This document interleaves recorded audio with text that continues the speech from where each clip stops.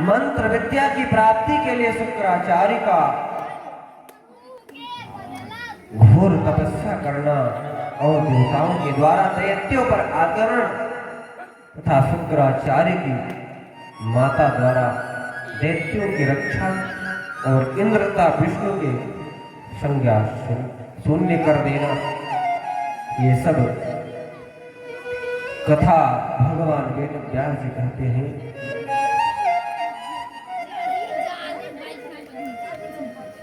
तथा गात्रेषु देवेषु काव्यस्तं प्रत्यवचः ब्रह्मणा पूर्वमुक्तं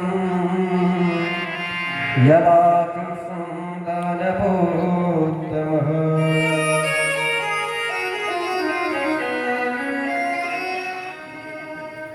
महाराज कहते हैं व्यास जी कि सुनो, उन दैत्यों ने कहा कि हे श्रेष्ठ, हे गुरुदेव, पूर्व काल में ब्रह्मा जी ने मुझसे जो कहा था उसे मैं तुम लोगों को सुना रहा हूं कि दैत्यों के वध के लिए भगवान विष्णु सदा रत रहते हैं, सदा तैयार रहते हैं। मुझे जान पड़ता है कि भगवान दैत्यों का ही वध करते हैं, उनका पक्ष लेते हैं, इनका देवताओं का, क्योंकि वह भी देवता है। कहते हैं यथा नृसिंहरूपेण हिरण्यकश्यपो तथा संगतकृत्वा हो अनेस्याति चाचन्यथा। कहने लगे वो दैत्यों का वध अवश्य करेंगे, जैसे वाराह रूप धारण करके उन्होंने हिरण्यकश्यप का वध किया, नरसिंह रूप में हिरण्यकश्यप का वध किया, नाना प्रकार के वाराह रूप धारण करके हिरण्याक्ष का वध किया। इसमें कोई संदेह नहीं कि वह दैत्यों का संहार करते ही रहते हैं। मुझे जान पड़ता है कि वैसा समुचित मंत्र बल अब मेरे पास नहीं है, इसके द्वारा आप लोग सुरक्षित हो। तुम लोग इंद्र के पास जो सुरक्षा शक्ति है उससे यूं पड़ रहे हो।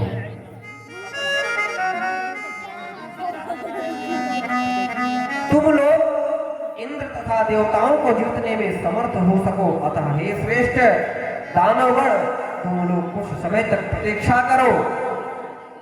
मैं मंत्र सिद्धि के लिए आज ही भगवान शिव के पास जा रहा हूं। जब तक लौट कर नहीं आता तब तक आप लोग प्रतीक्षा करिएगा। मैं महादेव से मंत्र लेकर तत्काल तुम लोगों के पास आऊंगा और यथावत तुमको सब लोगों को मैं सिखा दूंगा। तुम्हारा दैत्यों ने कहा पराजिता कथं स्थातुं पृथिव्यां मुनिसत्तमं सक्ता भावामोऽप्या वरस्तव कालं प्रतीक्षुतम्।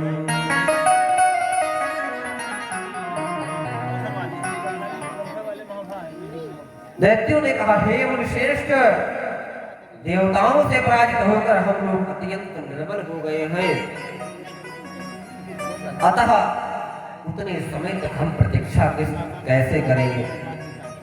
हम पृथ्वी पर रहने में कैसे समर्थ हो सकेंगे? सभी पराक्रमी दानव मारे जा चुके हैं और जो शेष बचे हुए हैं सुख की इच्छा करने वाले वो अब युद्ध में ठहरने की समर्थ उनके अंदर नहीं रहते हैं।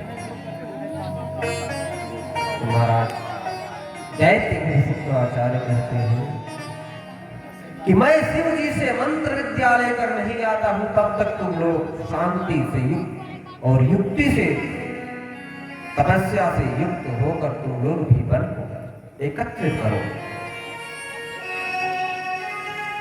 तपस्या से युक्त होकर यहीं रुके रहो, युद्ध मत करना। कहते हैं समाधानादयः प्रोक्ता विद्वाद्भिः समयोचितः देशकालं बलं वीर्येण ध्यात्वा शक्तिं बलं बुधेः।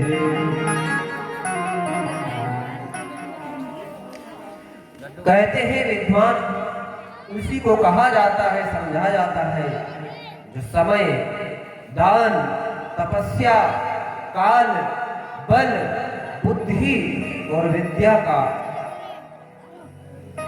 उपयोग करे, जब उसका सदुपयोग का समय हो, अच्छा समय हो।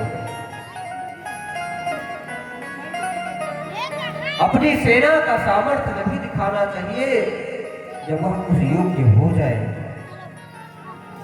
बुद्धिमान पुरुष को चाहिए कि वह अपने कल्याण की इच्छा को लेकर समय की प्रतीक्षा करे और समय पर शत्रुओं की भी सेवा करे। अगर अपने अंदर शक्ति नहीं है तो अपने शत्रु के पास जाकर उसकी सेवा कर ले। सेवा करने के बाद जब वह समर्थवान हो जाए तब उससे युद्ध करे। कहते हैं शक्ति का जब संचय कर लेना तभी पुनः फिर उन पर आक्रमण करना, तभी विजय होंगे। महाराज इस प्रकार से जब हम लोग सुनते हैं तो दैत्य लोग क्या करते हैं? दैत्यादंभं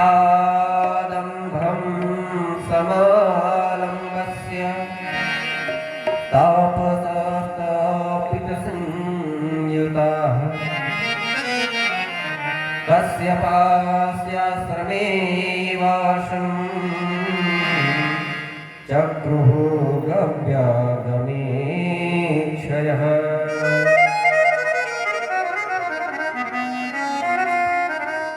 उस समय दैत्यगण पाखंड का सहारा लेकर तपस्वी के रूप में तपस्यारत होकर शुक्राचार्य के आगमन की प्रतीक्षा करते हुए कश्यप मुनि के आश्रम में रहने लगे और वहां पर रहते हुए जीवन को व्यतीत करने लगे। उधर महाराज शंभू बाबा, उधर मुनि जब कैलाश पर पहुंचते हैं, कैलाश पर्वत पर पहुंचकर शंकर जी को प्रणाम किया, भगवान शिव को प्रणाम करके पूछने लगा, कहने लगा, हे भगवान आप हमें ऐसा शक्ति प्रदान करें कि जिससे मैं अपने दैत्य की रक्षा करूं। कहते हैं गव्यो गत्वा कैलासं महादेवं प्राप्य च उवाच विभुना पृष्टं किं ते कार्यं प्रभु। वह जब कैलाश पर पहुंचते हैं तो भगवान भूत भवन भोलेनाथ से प्रार्थना करते हैं कि हे भोलेनाथ मैं आपके शरण में हूं, आप हमें सत्पथ पर चलने की कृपा करें। प्रार्थना करते हैं कि हे शंभु बाबा मेरे भोलेनाथ तीनों लोक में तू ही तू। सभी लोग ताली लगाकर भगवान सभी लोग बड़े भाव के साथ हैं। बाबा भोलेनाथ का भजन का गायन करें। हे शंभू बाबा मेरे भोलेनाथ, तीनों लोक में तू ही तू है। हे शंभू बाबा मेरे भोलेनाथ, तीनों लोक में तू ही तू है।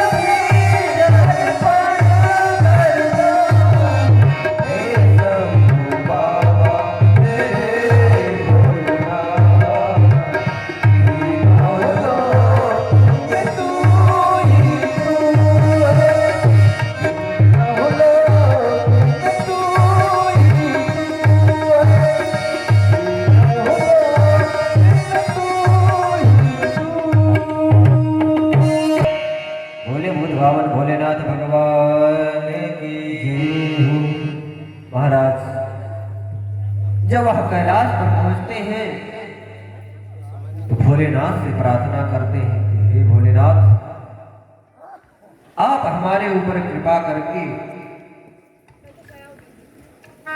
उस मंत्र की सिद्धि के लिए हमारे ऊपर कृपा बनाए।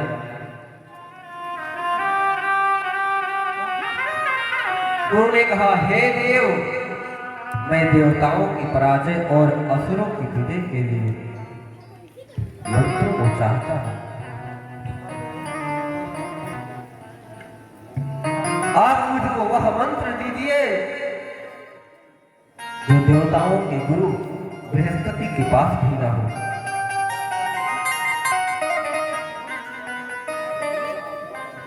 भूत भावन भोलेनाथ से इस तरह से शुक्राचार्य कहते हैं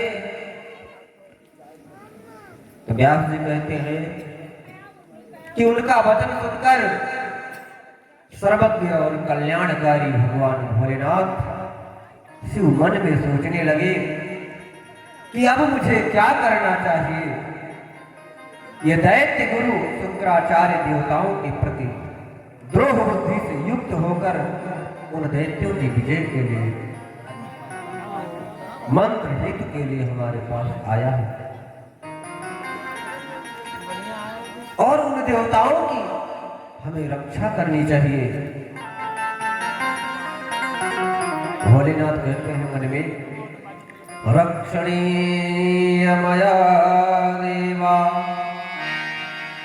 इति संचिन्त्य शंकरः दुष्करं प्रतिमात्युग्रं तामुवाच महेश्वरः। इस तरह से सोच कर कि मैं देवताओं का कल्याण करूं, उनकी रक्षा करूं, ऐसा मन में सोचने के बाद भोलेनाथ कहते हैं कि उस मंत्र को पाने के लिए बहुत दुष्कर व्रत है, उस व्रत को तुम कर पाओगे। कहते हैं पूरे 1000 वर्षों तक यदि आप उल्टा सिर नीचे और पांव ऊपर करके कण धूम यानी भूसी के धुएं को पान करो, तभी आपका कल्याण होगा। तब आप उस मंत्र के पाने के योग्य बनेंगे। शिव जी के इस तरह से कहने पर महेश्वर को प्रणाम करके दिया वचन कहा, बहुत अच्छा, हे देव, हे सुरेश्वर, हे भोलेनाथ, आपने मुझे जो आदेश दिया है मैं उस व्रत का पालन करूंगा। इत्युक्तो प्रणम्य से बाढ़मित्य ब्रवीवचः व्रतं चाराम्यहं देव भयागेप्तः सुरेश्वर। हे भोलेनाथ, मैं उस व्रत का पालन करूंगा जो आपने हमको बताया। कृष्ण द्वैपायन वेद व्यास जी कहते हैं कि शिव जी के ऐसा कहने पर कि आप उस मंत्र प्राप्ति को चाहते हैं, ऐसा करें। तो उस समय दृढ़ संकल्प लेकर शुक्राचार्य जी शांत होकर धुएं का सेवन करते हुए तप में रत हो गए। तब उस समय शुक्राचार्य के व्रत को संलग्न तथा सभी उनके शिष्यों ने देखा। दैत्यों ने जो तपस्वी बनकर पाखंड रूप में नीरद देखकर देवता लोग आपस में मंत्र करने लगे।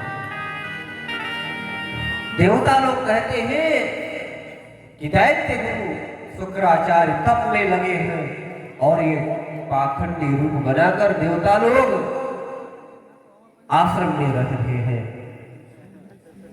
क्या किया जाए।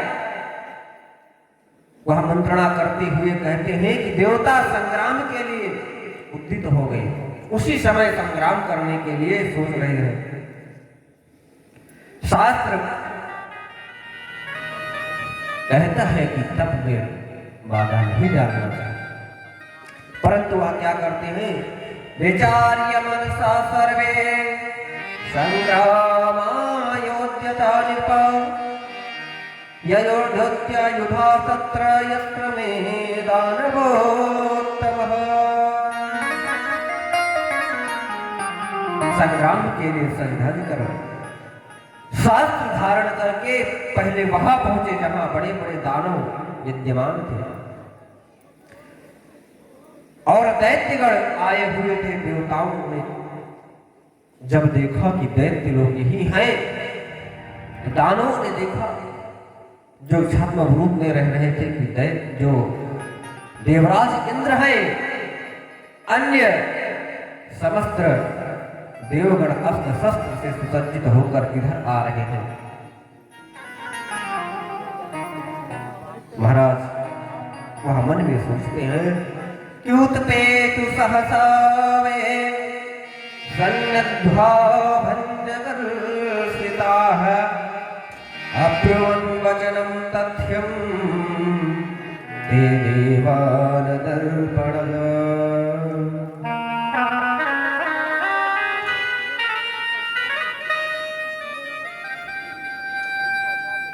वह खड़े होकर कहने लगे, कौन? दानव लोग कहने लगे कि बलाभिमानी देवताओं सुनो, हमने शस्त्र रख दिए हैं, हम भयभीत हैं और हमारे आचार्य इस समय व्रत में संलग्न हैं। हे देवताओं, पहले अभय दान देकर भी आप लोग हमें मारने की इच्छा से आ गए। हे देवगण, आप लोग सत्य और श्रुति सम्मत शास्त्र सम्मत चलने वाले हैं, धर्म कहां चला गया? जो शास्त्र आप उठाकर चले आए, जो शस्त्र आप लोग के बीच में रखा हुआ था, वह कहां चला गया? कहते हैं सत्यम वा स्वागतम देवा धर्म श्रुतिनोदिता न्यास्तशस्त्रते हन्तव्य भेदास्य शरणं गता।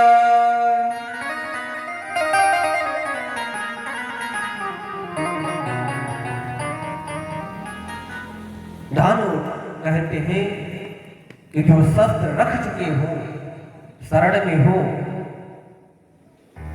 शरणागत में आ गए हो, उनको नहीं मारना चाहिए। तो देवता लोग कहते हैं कि आप लोग छल से शुक्राचार्य को मंत्र प्राप्त करने के लिए जो आप लोगों ने भेजा है, हम आप लोगों को तप में जो आप लोगों ने अपने गुरुदेव को भेजा है, उस मूल रहस्य को पता कर लिया है, जान गए हैं। हम आप लोगों के तप को जान गए हैं, इसलिए हम लोग युद्ध करने के लिए उद्यत हुए हैं। कहते हैं सज्जा भवन्तु युद्धाय सर्वधा शस्त्रपाणयः शस्त्र सुचित्रेण हन्तव्यः एष धर्म सनातनः। देवता लोग कहते हैं अब शुद्ध हुए हम लोग, आप लोगों को हाथ में शस्त्र धारण कर युद्ध के लिए तैयार हो जाइए। आप लोगों से मैं युद्ध करने के लिए आया हूं। यह सनातन धर्म है कि जब शत्रु निर्बल हो तभी उस पर प्रहार करना चाहिए और उसको मार डालना चाहिए। महाराज वेद व्यास जी कहते हैं तच्चित्वा वचनं दैत्य विचार्य च परस्परं पलायन परा सर्वे निर्गता भय विह्वला। यह वचन सुनकर सभी दैत्य आपस में विचार करके भागने के लिए तत्पर हो गए और भय से व्याकुल होकर वहां से निकल गए। वह भयभीत दैत्य शुक्राचार्य, जो दैत्य गुरु है, शुक्राचार्य की जो धर्म पत्नी थी, उनको ये लोग माता कहते थे। माता के चरण शरण में चले गए। उन दैत्यों को बहुत संतप्त देखकर उन्होंने अभय प्रदान कर दिया। शुक्राचार्य की माता ने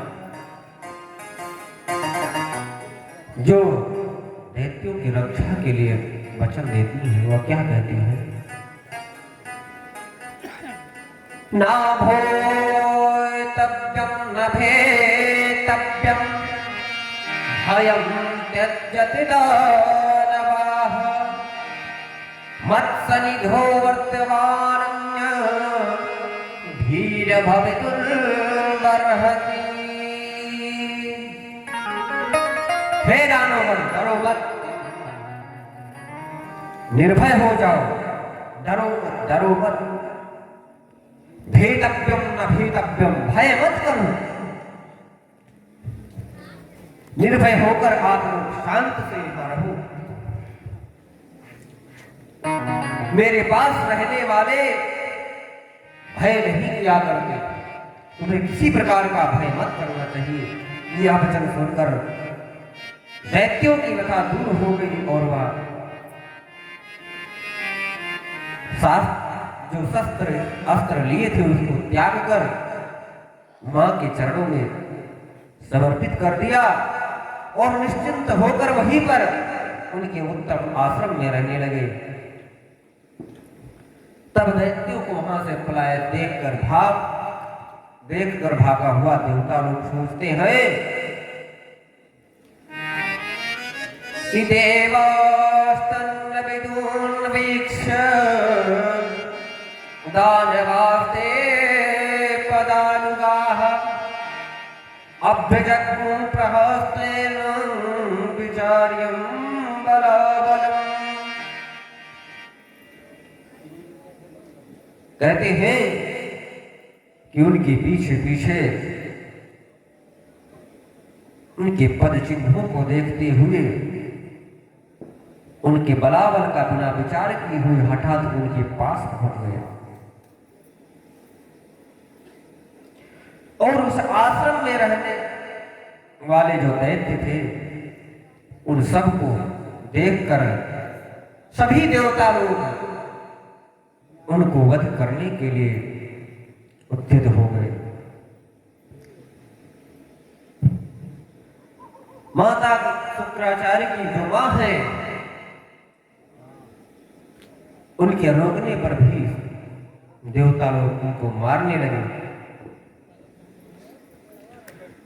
इस प्रकार देवताओं के द्वारा उन्हें मारे जाते हुए देख शुक्राचार्य की माता ने बहुत क्रोध करके, इतना क्रोध आया कि कांपने लगी। उन्होंने कहा, मैं अपने तप से, अपने ऐश्वर्य से, अपने तप के प्रभाव से देवताओं को मैं अभी निद्राग्रस्त कर दूंगी। ऐसा कहकर उन्हें निद्रा को प्रेरित किया। उस निद्रा ने देवताओं के पास आकर उन पर अपना प्रभाव डाल दिया, जिससे इंद्र सहित सभी देवता निद्रा के वशीभूत हो गए और वह गूंगे की तरह वहीं पर पड़े रहे। महाराज कहते हैं, इंद्रम निद्राजितम दृष्ट्वा दीनम विष्णुर्भासत मामतं प्रविश भद्रम तेन एतं चासुरोत्तमम्। इंद्र को जब निद्रा के द्वारा नियंत्रित कर दीन देखकर भगवान विष्णु ने कहा, हे देवश्रेष्ठ, तुम मुझमें प्रविष्ट हो जाओ, तुम्हारा कल्याण हो। मैं तुम लोगों को कहीं अन्यत्र पहुंचा देता हूं।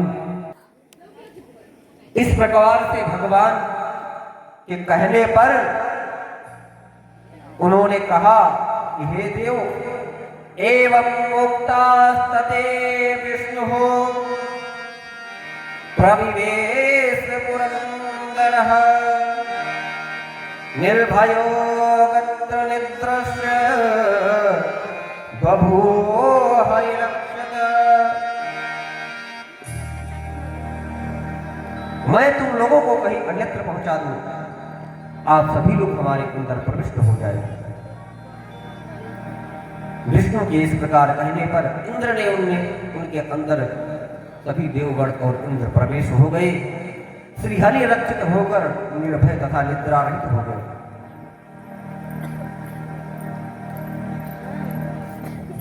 तब भगवान विष्णु के द्वारा रक्षित इंद्र को व्यथा शून्य देखकर शुक्राचार्य की माता कुपित हो उठी और यह वचन बोली, हे इंद्र, सभी देवताओं को देखते देखते मैं अपने तपोबल से विष्णु सहित तुम्हें खा जाऊंगी, ऐसा मेरा तपोबल है। महाराज व्यास कहते हैं, इत्युक्तो तु तदा देवो कृष्णवन्तो योगवेद्यया अविभूतो महात्मानो अस्तब्धो तो संभवो। ऐसा कहकर उन्होंने अपनी योग विद्या के द्वारा इंद्र तथा विष्णु को आक्रांत कर दिया। वो दोनों महात्मा स्तब्ध हो गए। वो दोनों बहुत बड़े संकट में पड़ा देखकर देवताओं ने महान आश्चर्य किया और वह दुखी चित्त वो जोर जोर से चीखने लगे।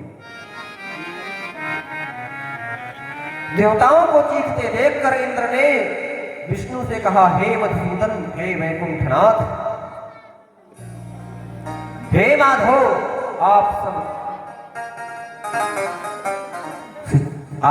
हमारी सबकी रक्षा करें। आप क्या सोच रहे हैं? इत्युक्तो भगवान विष्णु सक्रेण प्रतिदेन च चक्रम स्मारतरणा घृणं त्यक्त्वा यमाधव। हे भगवान, आप चिंता मुक्त होकर तुरंत स्मरण करें आप अपने सुदर्शन चक्र का। विष्णु के वश में रहने वाले जो देवता है वह भगवान से ऐसा कहते हैं।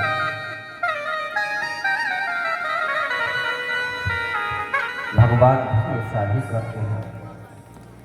वह कुपित होकर अपने हाथ में चक्र को धारण करके क्या करते हैं, गृहीत्वा तत्करे चक्रम शिरसिद्धेयं हतः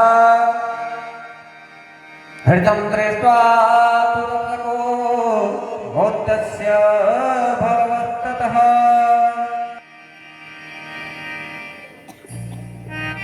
इंद्र आदि जो देवगण हैं, इनके द्वारा प्रार्थना करने पर भगवान विष्णु हाथ में चक्र लेकर वेग से छोड़ा और वेग से मां का सर काट डाला।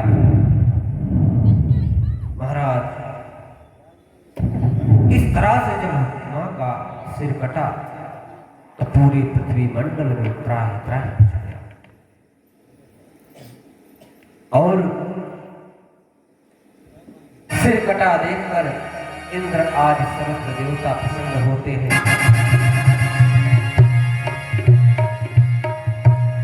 और स्त्री के वध होने के कारण भृगु मुनि के भीषण साप की शंका करते हुए वो भगवान विष्णु तथा इंद्र उसी समय से विचलित रहने लगे। महाराज, भृगु का जो क्रोध है उसको कौन शांत करेगा? महात्मा भृगु द्वारा विष्णु को बहुत भयानक श्राप मिलने वाला है। इंद्र अपनी पुत्री जयंती का शुक्राचार्य से विवाह कर देते हैं और महाराज आगे कृष्ण द्वैपायन जी कहते हैं, तम दृष्ट्वा तु वधं घोरं चक्रोधे भगवान् भृगुः वेपमानो दुःखर्ता प्रोवाच मधुसूदनम्। कहते हैं उस भयानक वध को देखकर भगवान विष्णु अत्यंत कुपित हुए और दुख से व्याकुल होकर कांपने लगे। मधुसूदन विष्णु ने कहा,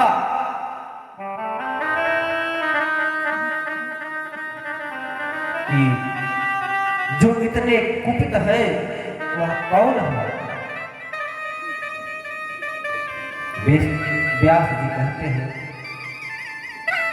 कि भृगु इतने कुपित हो गए किसके ऊपर? भगवान के ऊपर, कि वह किसी के रक्षा के लिए उद्यत हुई, उसकी कुछ विशेष गलती नहीं थी, आपने उसका वध कर दिया। भृगु बोले, आकृत्यं ते कृतं विष्णु जानप्यं महामते वधोऽयं विप्रजाताय मनसा कर्तुमक्षमः।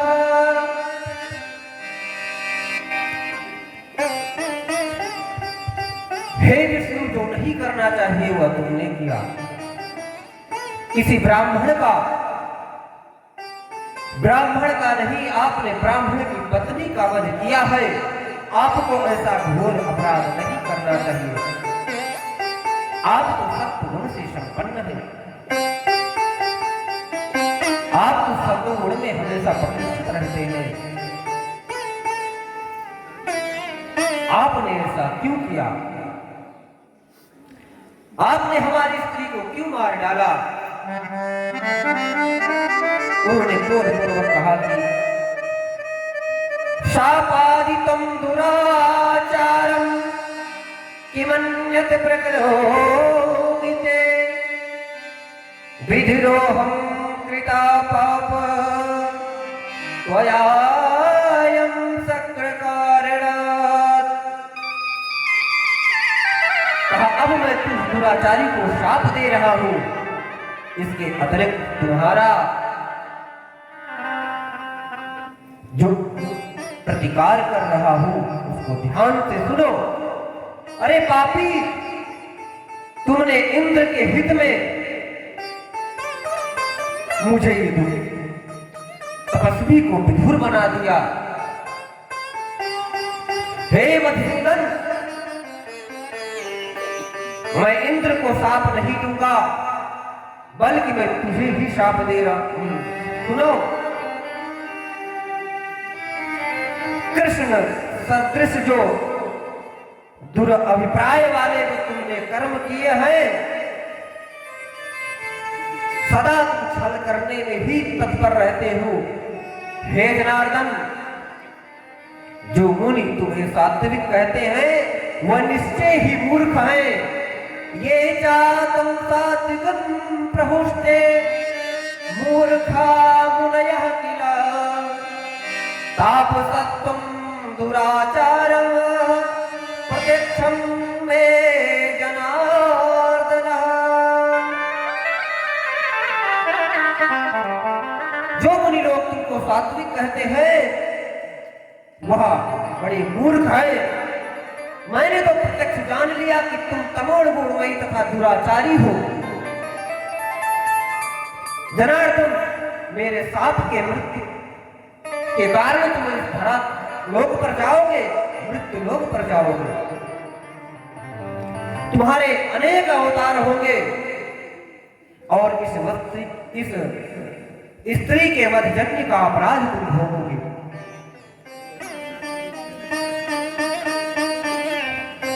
इस पाप के कारण तुमको बार बार गर्भ में वास करना पड़ेगा और मानव के रूप में प्रकट होना पड़ेगा। महाराज, ऐसा घोर अभिशाप दे दिया।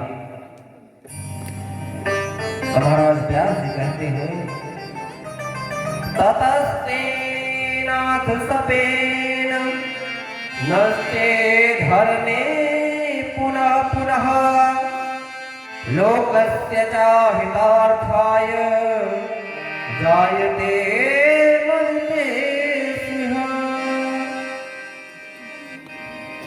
कहा, हे विष्णु, धर्म का जब ह्रास होगा तो आप उस धरा धाम पर कल्याण करने के लिए मानवों का बार बार तुम्हारा अवतार होगा। महाराज,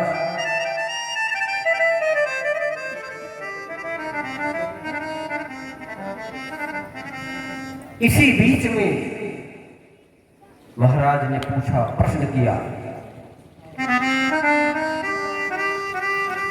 हिरगुल भार्या हता तत्र चक्रेणामित तेजसा ग्रहासंच पुनस्तस्य कथं जातं महात्मनः।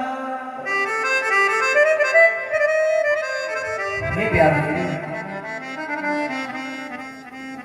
जब अमित तेजस्वी चक्र के द्वारा भृगु की पत्नी का वध हो गया तो उसके बाद महात्मा भृगु का गृहस्थ जीवन कैसे व्यतीत हुआ, इसको बताने की कृपा करें। व्यास जी कहते हैं, इस प्रकार रोषपूर्वक भगवान विष्णु को शाप देकर कार्यकुशल महर्षि भगवान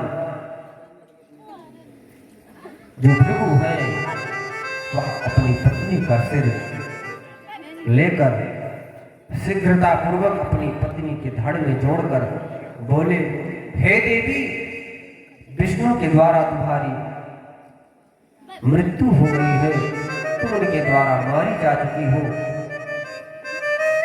किंतु अब मैं तुम्हें फिर से जीवित कर रहा हूं। यदि मैं संपूर्ण धर्म को जानता हूं तथा उसका समय आचरण करता हूं और सदा सत्य भाषण करता हूं तो उसी सत्य के प्रभाव से तुम जीवित हो जाओ। महाराज इस तरह से कहे और जल लेकर जब उनके ऊपर जल छीटा तो कहते हैं, सभी देवता मेरे महान तेज बल को तो देख ले कि मैं क्या कर रहा हूं। यदि मुझ में सत्य और पवित्रता का लेस मात्र भी है, वेद अध्ययन और तपस्या का बल अगर हमारे अंदर है, तो मैं उन्हीं के प्रभाव से शीतल जल से तुम्हारा प्रोक्षण करके तुम्हें जीवित कर दूंगा। व्यास जी कहते हैं कि तब जल प्रेक्षित करके मधुर मुस्कान वाली वह पत्नी शीघ्र ही जल के प्रभाव से, उस तपस्या के प्रभाव से जीवित हो जाती है। महाराज वह प्रसन्नता पूर्वक खड़ी होकर हाथ जोड़कर कहने लगी, ततस्तं सर्वभूतानि दृष्ट्वा सुप्तो स्थितमिव साधु साध्वीतितं तं तुष्टवुः सर्वतो दिशम्। महाराज सब ओर से साधु साधु ऐसा कहकर भृगु मुनि तथा उनकी भार्या दोनों की स्तुति करने लगे। इस प्रकार महर्षि भृगु ने सुंदरी को अपनी पत्नी को जीवित कर दिया। तत्पश्चात इंद्र देवताओं से कहा, भृगु मुनि ने इतनी साध्वी भार्या को जीवित कर दिया है, मैंने साथ ही मंत्र ज्ञानी शुक्राचार्य कठोर तपस्या करके शिव जी से मंत्र प्राप्त कर पता नहीं क्या कर डालेंगे। व्यास जी कहते हैं कि हे महाराज, मंत्र प्राप्ति के लिए शुक्राचार्य के अत्यंत कठोर तप का स्मरण करके इंद्र की नींद समाप्त हो गई और उनके शरीर में व्याकुलता हो गई। और महाराज इंद्र उनकी तपस्या को भंग करने के लिए नाना प्रकार के उपाय सोचने लगे।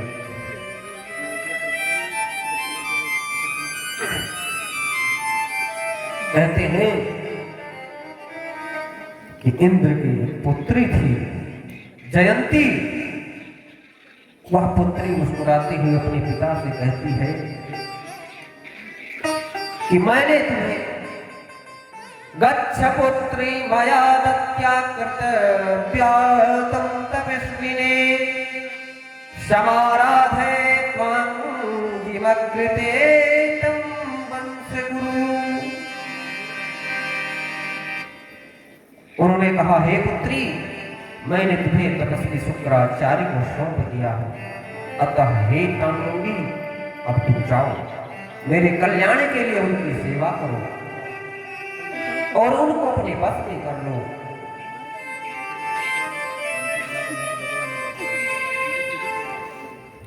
और जाकर वहां वही उपाय करो जिससे हमारा हित हो। महाराज, इस कलिकाल में नहीं, उस युग में और जो देवता हैं वह भी अपने स्वार्थ सिद्धि के लिए अपनी पुत्री को भेज दिए। ऐसे महात्मा की तपस्या को भंग करने के लिए। और महाराज वह वहां से गई आश्रम में। वहां पर मुनि ने जिस व्रत को लिया था, जो नीचे के और सिर करके वो ऊपर पांव करके तप कर रहे थे, धुएं का सेवन करते हुए तब देखा, तब उनके शरीर को देखकर पिता की बात याद करके वह केले का एक पत्ता लेकर मुनि को पंखा झलने लगे। तब उनके पीने के लिए अत्यंत स्वच्छ शीतल सुगंधित था रुचिकर जल। महाराज अनेक प्रकार के उनकी सेवा करती है। वह उनके ऊपर वस्त्र से छतरी बनाकर छाया कर देती है। वह अपने पतिव्रत की पालन करती हुई रहने लगती है। कहते हैं वह साध्वी सदा पतिव्रत को धारण करती है, लेकिन वह सात्विक दिव्य जो भगवान की कृपा को पाने के लिए जो आचार्य तपस्या कर रहे हैं, कहती है उनसे नेत्रार्थम कल्पयामास संस्तरम पल्लवानिलम तस्मिन् मुनो चारुरस्था चकार बंधनं सनेह।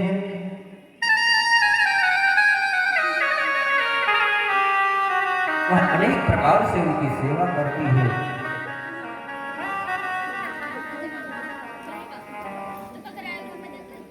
और मुनि के शाप के भय को मन में रखते हुए वह कोई वहां पर विकार उत्पन्न नहीं करती है।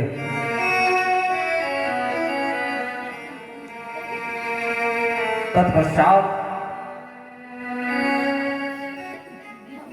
वहां पर सेवा करते हुए कुछ समय बीत जाते हैं।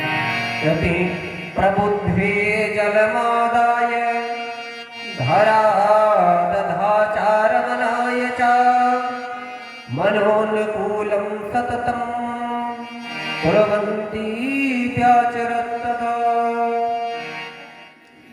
जो उनके अनुकूल है वही व्यवहार उनसे करती है।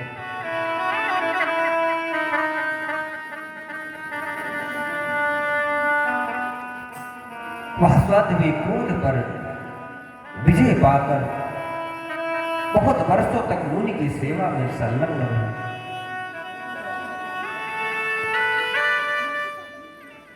और महाराज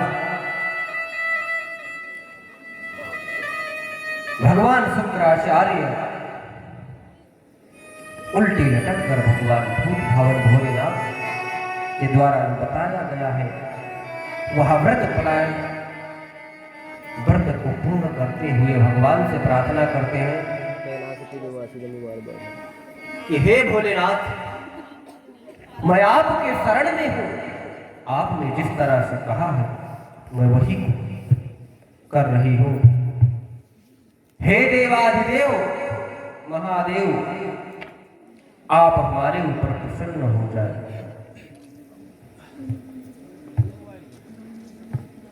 आप हमको ऐसी शक्ति प्रदान करें जिससे मैं तप को पूर्ण कर सकूं।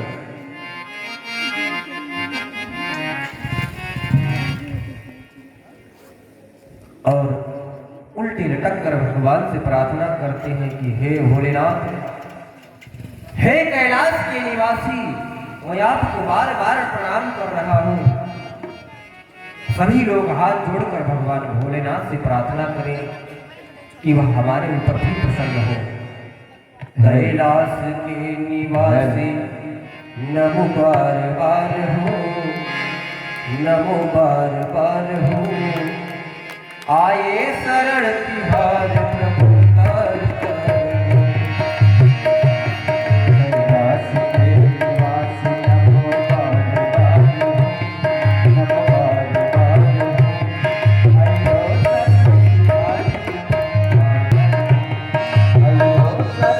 तिहार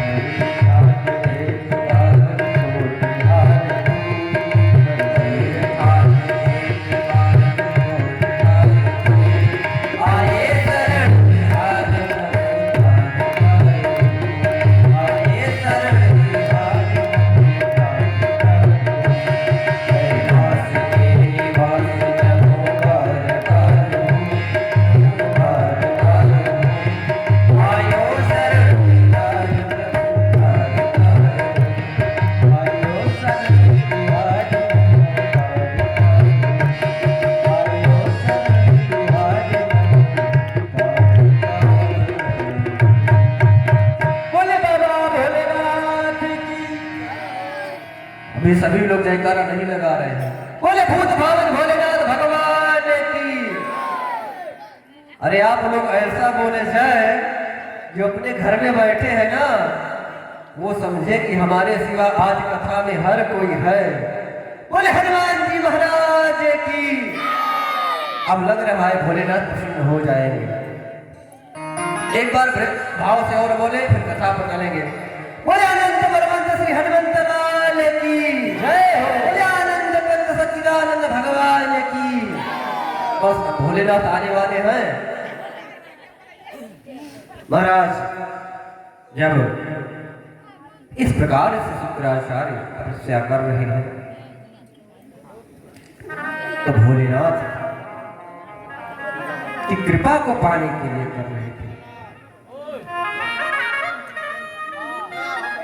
कहते हैं कि 1000 वर्ष पूर्ण हो जाने के बाद बाबा प्रसन्न हो गए भोलेनाथ और शुक्राचार्य से कहा वर मांगने के लिए। कहते हैं भोलेनाथ यच्च किंचिदपि बन्धन विद्यते भृगुनन्दन प्रतिपश्यत यत्सर्वं यच्च वाप्यं न कस्यचित्।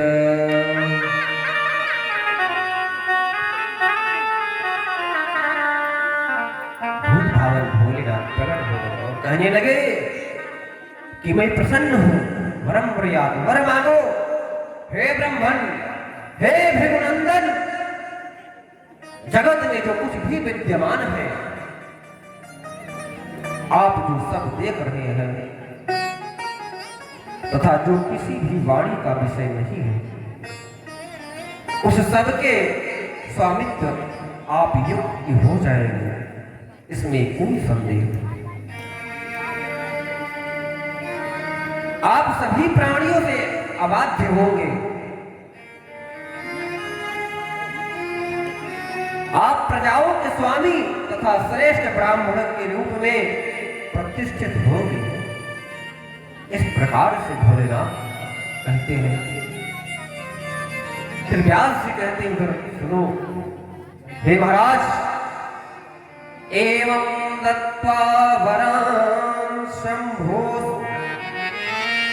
त्रवेतरधीयत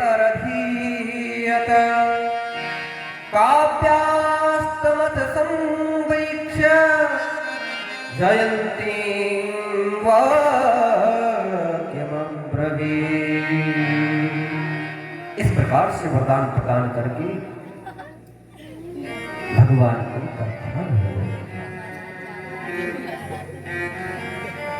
तत्पश्चात जो इंद्र के द्वारा भेजी गई उनकी पुत्री थी जयंती को देखकर शुक्राचार्य ने उसे कहा, हे श्रोष तुम कौन हो?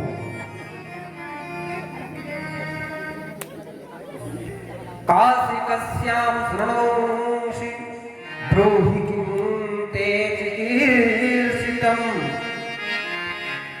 किमर्थमेह सम्प्राप्य कार्यं वदवरोर्मे। कहा तुम कौन हो और किसकी पुत्री हो? आप मुझे अपनी अभिलाषा बताएं। यह किस लिए आई हूं, अपना कार्य बताओ। जब शुक्राचार्य पूछते हैं तो बोलती है, कहा, हे भगवान, आप तो अपनी तपस्या में मेरा अभिलाषित जान ही लेते, हमारा अभिलाषा जानने में समर्थवान है। फिर शुक्राचार्य कहते हैं, वह तो मैंने जान लिया है, फिर भी जो कुछ तुम्हारा मनोभिलाषित है वह मैं तुमसे सुनना चाहता हूं। तुम्हारा किस प्रकार से कल्याण होगा? मैं तुम्हारी क्या सेवा करूं? जो तुमने हमारी सेवा की है मैं उस सेवा से प्रसन्न हूं। तब जयंती बोलती है, शक्राशयं सुधा ब्रह्मन् वेदातुभ्यं समर्पिता जयन्ती नमोऽस्म्यहम् जयन्त्या वरजामिनी।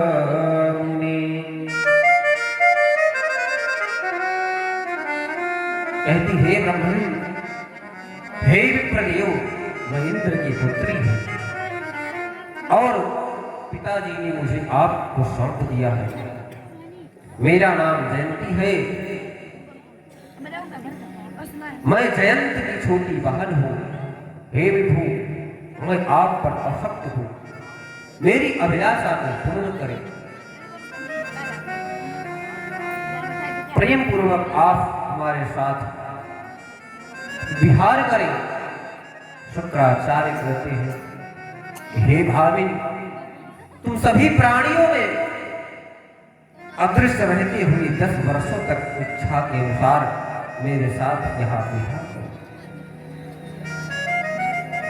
फिर व्यास जी कहते हैं, एवं मुक्ता गृहं गत्वा जयन्ता पाणिमुद्वहन् तया समाहते देव्या 10 वर्षाणि भगवान्। ऐसा करते हुए वह 10 वर्ष तक जयंती के साथ में वहां शुक्राचार्य रहे। गुरु शुक्राचार्य अपने उद्देश्य को सफल हो समझकर मंत्र से युक्त हुआ मानकर सभी दैत्य उनके दर्शन की इच्छा से प्रसन्न प्रसन्नता पूर्वक उनके घर गए, किंतु वह उनको देख न सके, क्योंकि उस समय वह जयंती के साथ विहार कर रहे थे।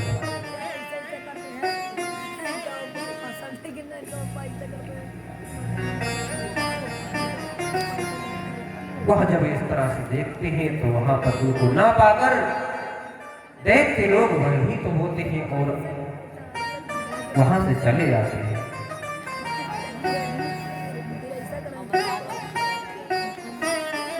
महाराज इंद्र कहते हैं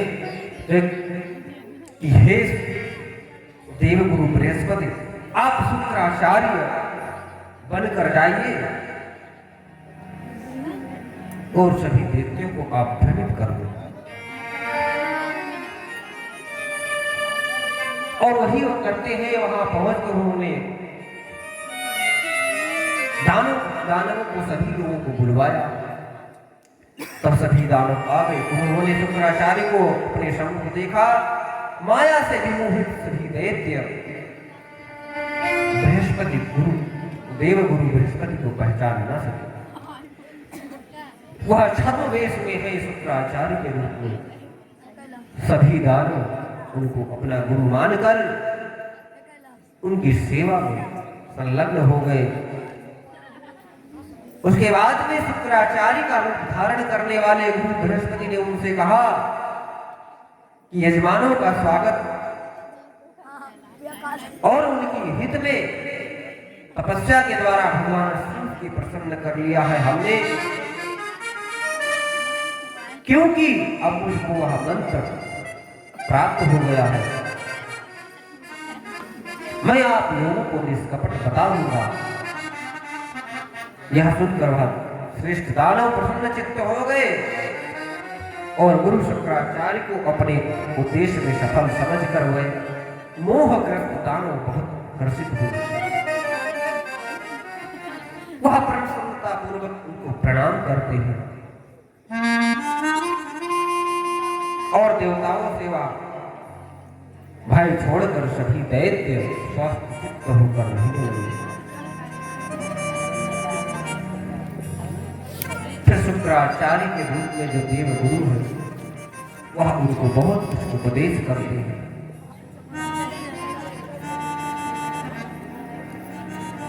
महाराज व्यास जी कहते हैं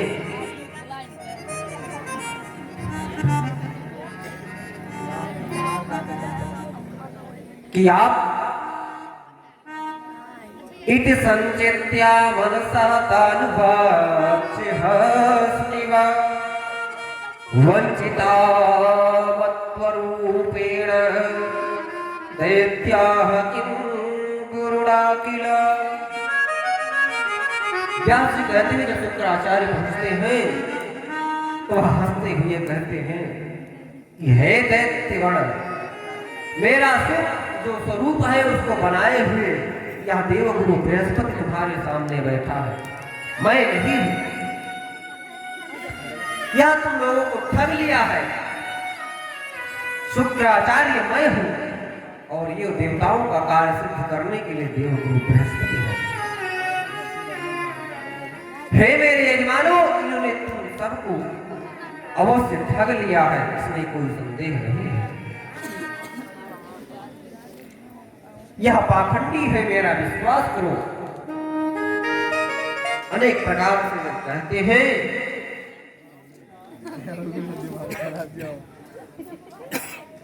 देवगुरु बृहस्पति ने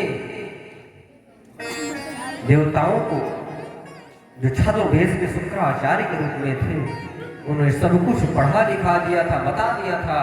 और जो शुक्राचार्य के रूप में जब थे तो दैत्यों ने जो सुना श्रद्धा पूर्वक उसको मान भी लिया था। क्या सिखाते हैं? काव्यस्वतन्मया दृष्ट्वा चुकोपात ससपृचा दैत्यान् बोधितान् मत्वा गुरुणा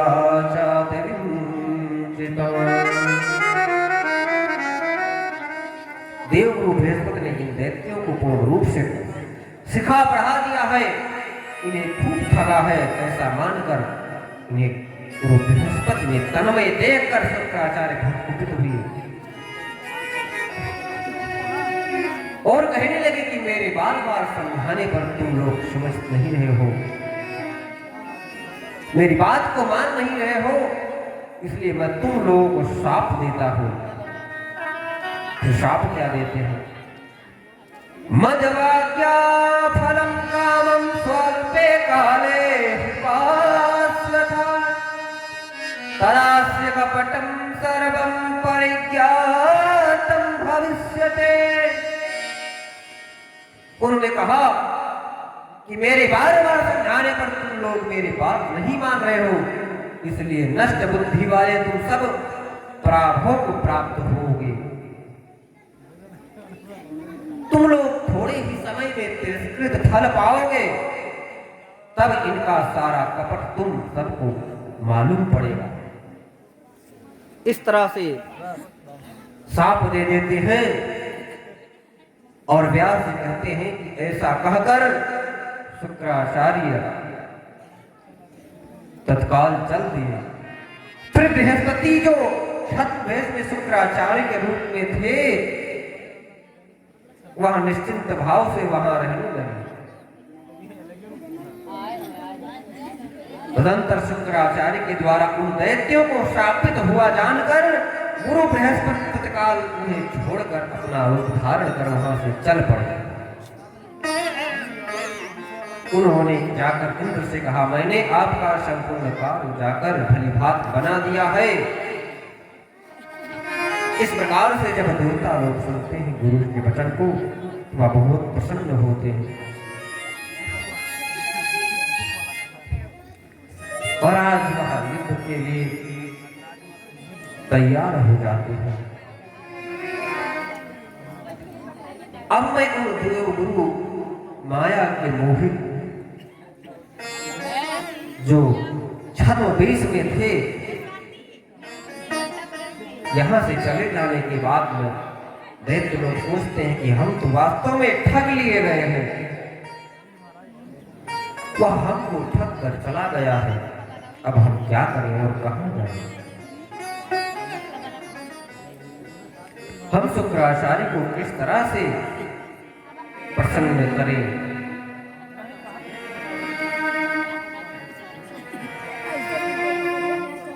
इस प्रकार से वह प्रहलाद को आगे कर सभी दैत्य गुरु शुक्राचार्य के सामने पहुंचे।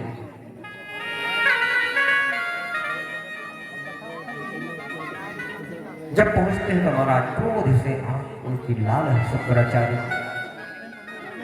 वह कहते हैं कि मया प्रबोधिता यूयं मोहिता गुरुमायया नागृहीतं वचो योग्यं तदा यज्ञहितं शुचिः। हे यजमानों, मैं तुम लोगों को बहुत समझाया, किंतु देवगुरु की माया से व्यक्त होकर तुम लोग मेरी वाणी को नहीं सुन सके, हितकर और निष्कपट वचन नहीं माना। उस समय उसके वशवर्ती हुए तुम सब मेरी अवहेलना कर दी, इसका फल तुम्हें अवश्य मिला है। तुम लोगों का सर्वस्व छीन गया है, तुम लोग वही जाओ जहां पर वो कपटी छली रहने वाला देवताओं का जो गुरु है बृहस्पति, वही तुम चले जाओ।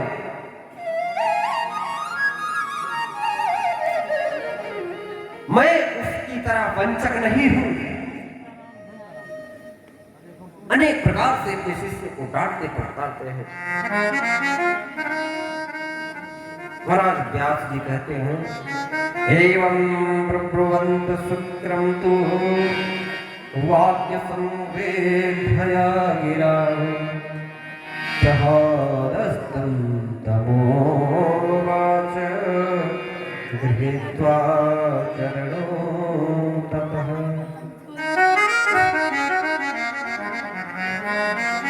इस प्रकार से संदेश युक्त वाणी में बोलते हुए शंकराचार्य ने दोनों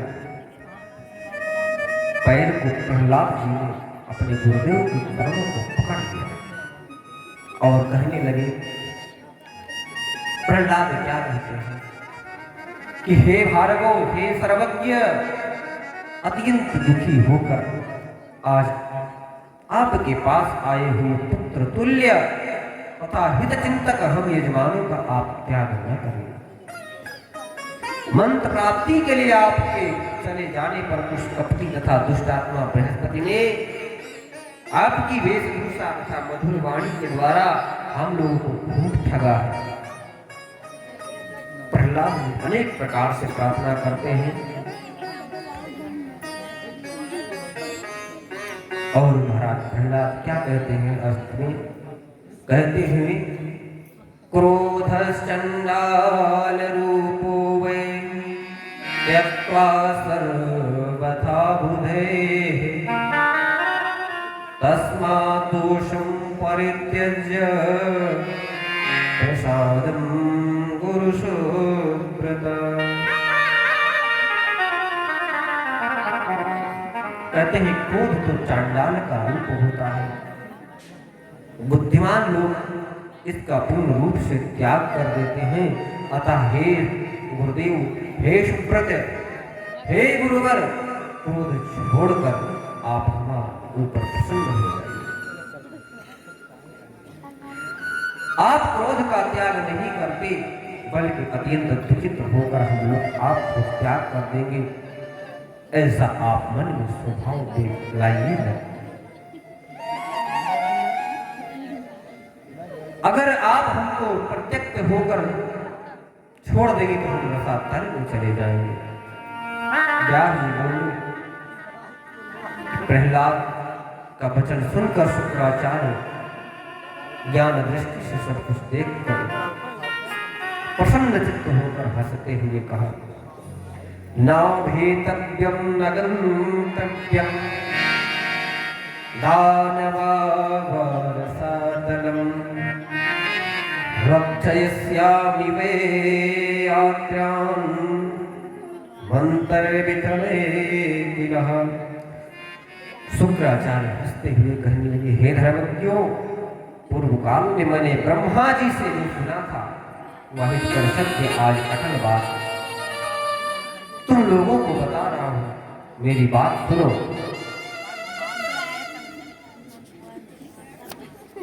जो इस धरा पर अनेक प्रकार की लीला होती रहती है उसको आप लोग ध्यान से सुनो, इसमें संदेह मत करना। तुम लोग आज समय के फेर से छीन बलवान निर्बलवान हो गए हो, बलों से छीन हो गए हो। अतः एक बार देवताओं से पराजित होकर तुम लोगों को पाताल में जाना ही पड़ेगा, अन्यथा इसका कोई उपाय नहीं है। अब तुम लोग समय परिवर्तन का इंतजार करते हुए कुछ दिन वहीं रहो। कहते हैं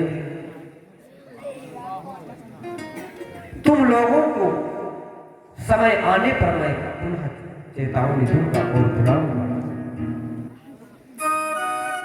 शुक्राचार्य कहते हैं, हे प्रहलाद, भगवान विष्णु के द्वारा ऐसा कहा गया, तुम पौत्र बलिराज इस समय सभी प्राणियों को अदृश्य रह डरे हुए के भांति गुप्त रूप से विचरण करने लगे। शुक्राचार्य कहते हैं, इस प्रकार समझाते हुए क्या कहते हैं, कहते हैं पीड़ितस्य तथा हृदय एस्तोहं करूपभृग देवाधीनस्य किं दुःखं किं सुखं पाकिशासन। कहते हैं जिस प्रकार से तुम ब्रह्म हत्या से दुखी होकर कमल में छिपकर पड़े रहे हो, हे इंद्र, आपको क्या कहे।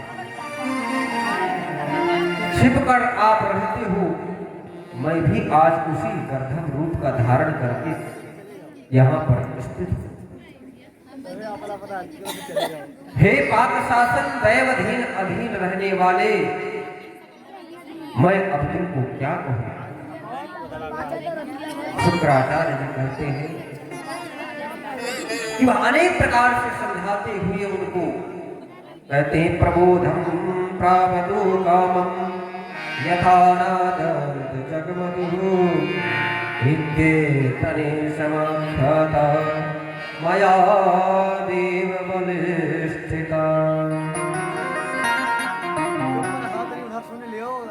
जब उनको अनेक प्रकार के समझाकर उनको पाताल लोक में भेज देते हैं। महाराज आगे जब उनकी समय बदलती है, इनकी दैत्य तो वह पुनः युद्ध करते हैं और युद्ध में समस्त देवता लोग पराजित होते हैं।